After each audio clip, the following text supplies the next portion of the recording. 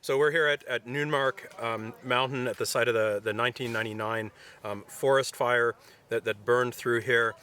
And this site also burned previous to that in 1903, making it one of the only spots in the Adirondack High Peaks region that has burned twice since the beginning of the 20th century. This is not an ecosystem that typically burns very much. You can see we've got moss understory that, even though it hasn't rained in a while, is still very wet. There's a lot of humidity in this forest, and it just doesn't burn like a lot of other more fire-prone ecosystems do.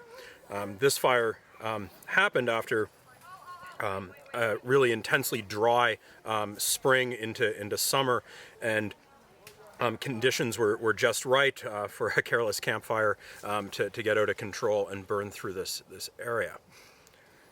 Following the fire, my predecessor, Ken Adams at SUNY Plattsburgh, came out and studied this area and how it was regenerating and the forest successional pathway it was taking after that disturbance event.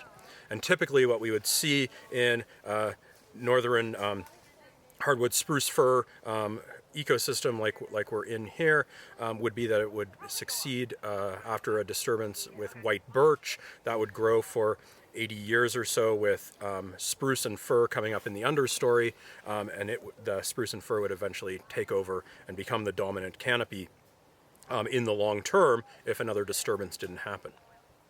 Really interestingly, here at this site, the birch didn't recolonize the site. Aspen seed from the surrounding area blew in and very quickly dominated the site, both trembling aspen and big-tooth aspen, and it has really dominated the site.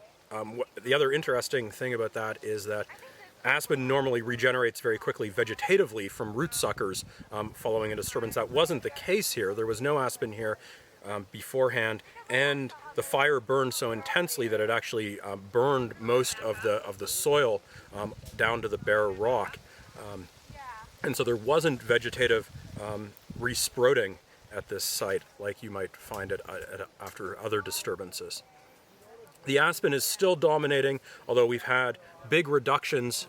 We've just been discovering, as my students do plots and sample the tree species and the density in the basal area, that based on the 2000-2003 sampling, we've had reductions in stem density from around 100,000 seedlings per hectare down now to only a couple thousand saplings per hectare.